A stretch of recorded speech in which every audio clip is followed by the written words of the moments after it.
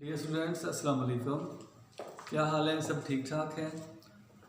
तो आज मैं लॉगरिथम के जो सेकंड लॉ है और जो थर्ड और फोर है उसकी डिटेल लेके आपके सामने हाज़िर हूँ। तो मैं इनको आज आपके सामने प्रूफ करके बताऊँगा कि इसकी जो फर्स्ट साइड है और जो सेकंड साइड है वो इक्वल किस तरह पॉसिबल होती है। तो अभी ये सेकंड लॉ जो है ना वो आपके सामने मैंने बोर्ड पे लिखा हुआ है। फर्स्ट ऑफ ऑल इसको देखते हैं कि इसकी जो वन साइड है जो कि फ्रैक्शन में है और जो सेकंड साइड है वो माइनस में है, तो ये कैसे मतलब पॉसिबल है। क्या वाकई ही ये रूल है कि लॉग में अगर फ्रैक्शन शेप आ रही होगी तो उसको जब हम एक्सपेंड करेंगे, सोल्व करेंगे, तो आफ्टर सोल्यूशन वो हमें माइनस का साइन दे रही होगी। तो आइए हम इसको प्रूफ करके चेक करते हैं। प्रूफ में हम राइट हैंड साइड जो है यूज करेंगे।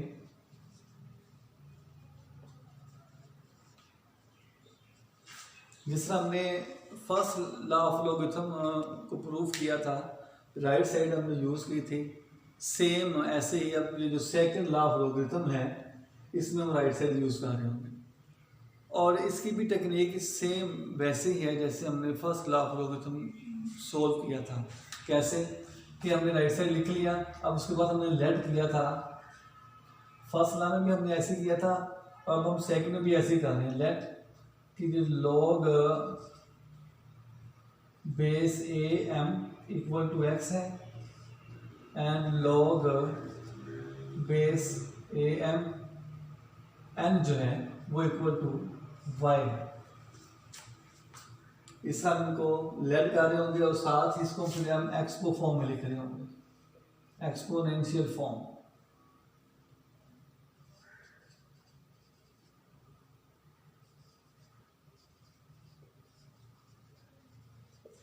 एक्सपो फॉर्म मतलब एक्सपोनेंशियल फॉर्म है जिसमें हम लॉ को इग्नोर कर देते हैं और जो इसकी पावर है वो चेंज कर देते हैं दूसरी तरफ वाले डिजिट के साथ।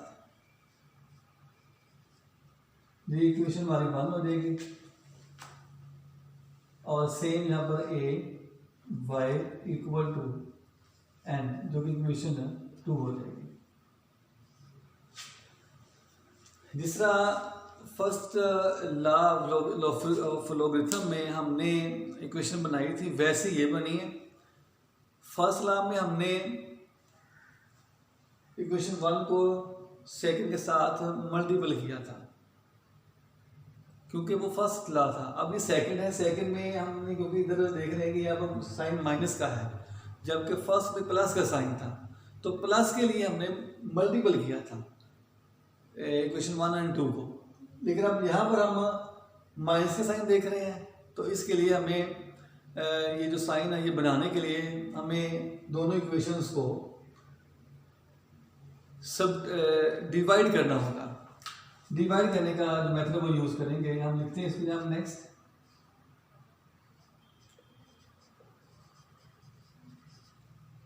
डिवाइडिंग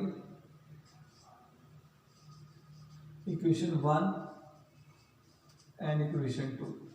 तो डिवीजन इस तरह होगी कि जो इक्वल की वन साइडेड डिजिट है वो इक्वल की वन साइडेड से ही होगा, इक्वल टू जो इक्वल की सेकंड साइड है वो सेकंड साइड से ही हम डिवाइड करेंगे। तो ये डिवीजन रूल हम यहाँ पर फॉलो करेंगे। वंस अगेन देखें, ये जो इक्वेशन 1 है और ये 2 है, इसमें जो इक्वल की वन साइड है मतलब जो लेफ्ट साइड है वो लेफ्ट साइड से ही डिवाइड होगी और राइट साइड से ही डिवाइड होगी और उससे ये शेप बनेगी। फिर लेफ्ट साइड ऊपर और लेफ्ट साइड इधर से नीचे, फिर इक्वल लगा देंगे और फिर ये जो इक्वल की राइट साइड है ऊपर और 1 नीचे लिखी जाएगी। इसके नेक्स्ट ये है कि एक रूल हमने देखा था जिसको हम एक्सपोनेंशियल लॉ बोलते हैं। वो ये है कि आप के पास अगर फ्रैक्शन में बेस सेम आ रही हो तो रूल ये होता है कि आप उन बेस में से एक लिखेंगे और पावर जो है नोमिनेटर की वो पहले लिख के माइनस कर देंगे डिनोमिनेटर की जो पावर है, ये इस तरह से। ये एक रूल है जो हम यहाँ पे फॉलो कर रहे हैं, जो कि लॉ ऑफ एक्सपोनेंशियल हो सकता है, जिसमें बेस सेम और जो डिनोमिनेटर की पावर है वो ऊपर शिफ्ट हो जाती है और वो ऊपर आके जो नोमिनेटर की पावर है उसमें से माइनस हो जाती है, और ये जो खुद है नोमिनेटर ए जो है वो हम इसको इग्नोर कर देते हैं। तो इस रूल के मुताबिक अब मैं इसको नेक्स्ट सोल्व कर रहा हूँ इस तरह से, a to the power x minus y equal to m over n। ये साइड वैसे की वैसी आती चली जाएगी। तो इसकी नेक्स्ट फिर मैं इसको दोबारा से लॉगरिथमिक फॉर्म में लिख रहा हूँ।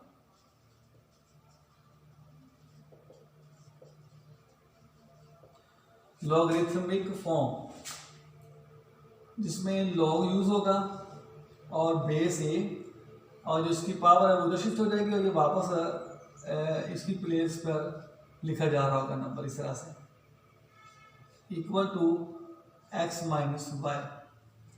नेक्स्ट फिर हम उसी तरीके से जैसे हमने फर्स्ट लॉगरिथम के लॉ में वैल्यू पुट की थी कि log base A M equal to x होता है और log base a n equal to y होता है, ये वैल्यू यहाँ पुट कर देते हैं। तो लॉग बेस ए एम ओवर एन इक्वल हो जाएगा log base a n minus log base a n, इस तरह से। तो ये दोनों का रिलेशन भी वही बात हमें बता रहा है कि हम ये बात प्रूव करने में कामयाब हो चुके हैं कि अगर 2 डिजिट्स फ्रैक्शन में हो तो वो माइनस के साइन से ही अलग अलग हो सकते हैं और वो सोल्व हो सकते हैं। तो इस तरह से ये जो सेकंड लॉ ऑफ लॉगरिथम है वो हमारा प्रूफ होगा, जो कि यहाँ तक है complete.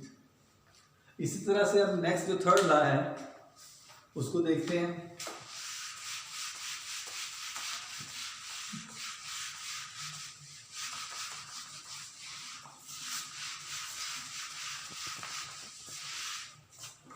Third law of logarithm कुछ इस तरह से है, थर्ड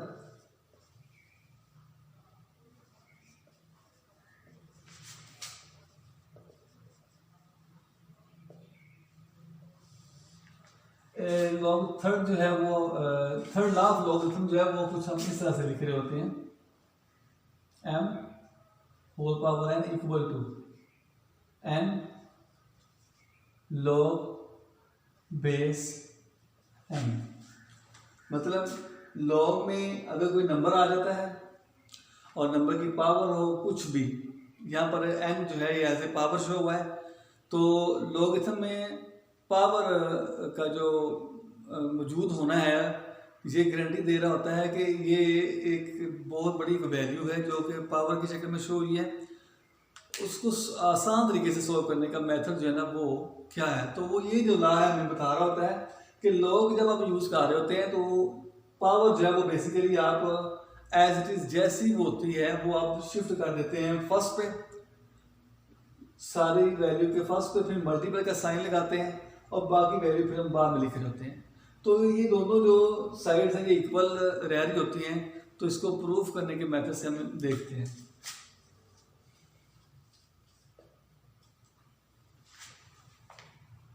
लेफ्ट साइड इसको भी हम राइट साइड से कर रहे हैं, n लॉग बेस ए m, और यहाँ हम लेट करेंगे कि लॉग जो बेस ए m है वो इक्वल टू x है। और अगेन नेक्स्ट ये वैल्यू लिखने के बाद हम इसको एक्सपो फॉर्म में चेंज कर देंगे। एक्सपो फॉर्म में a की पावर x हो जाएगी और m उधर शिफ्ट हो जाएगा इस तरह से। और यहाँ पे हम ये जो n पावर थी वो दोनों तरफ यूज करेंगे इस तरह से, taking power n both side. इसको अब यूँ लिख लें, n पावर बोथ साइड। तो कुछ वो इस तरह से फिर हो जाएगा, ए एक्स इसकी पावर n आ जाएगी और इक्वल टू आ जाएगा ये m और इसकी पावर भी n। इस तरह से ये जो n पावर है वो दोनों तरफ जो नंबर्स हैं उनको हम दे देंगे। इसके बाद ये है कि जो बेस है या इसकी पावर x है, इसी बेस की पावर n भी है, तो एक बेस की अगर दो पावर होती हैं तो वो आपस में मल्टीपल हो जाती है। हम उनको इस तरह लिख लेंगे equal to m whole power n, इस शेप में इसको लिख देते हैं। इसके बाद हम इसको लॉगरिथमिक फॉर्म में लिखेंगे, लॉगरिथमिक फॉर्म, जो कि इस तरह से है लॉग बेस a m की whole power n equal to n multiple x। ये बन जाएगी और यहाँ पे हम दोबारा से x की जो वैल्यू है ये वाली वैल्यू पुट कर देंगे, लॉग बेस a m यहाँ पुट कर देते हैं। तो log a m to the power n equal to n as it is आएगा ये वाला, और x जो है इसकी प्लेस पे ये वैल्यू हम पुट कर देंगे लॉग बेस a m। तो इससे ये इसका जो है प्रूफ कंप्लीट होता है। ये हमारे पास थर्ड लॉ ऑफ लॉगरिथम था जिसको मैंने आपके सामने प्रूफ किया है। तो इसी तरह से जो फोर्थ लॉ है वो इन तीनों से थोड़ा सा हट के है, तो उसको आपने खुद ही बुक से देखना होगा। जैसे कि मैं आपको उसका पेज बता देता हूँ बुक से।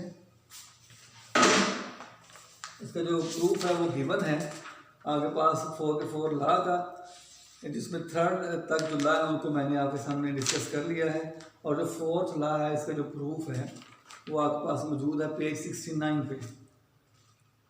यहाँ पर यह फोर्थ लॉ की जो ना मतलब जो इन्फॉर्मेशन देख सकते हैं पेज नंबर 69 और 68 पेज पर।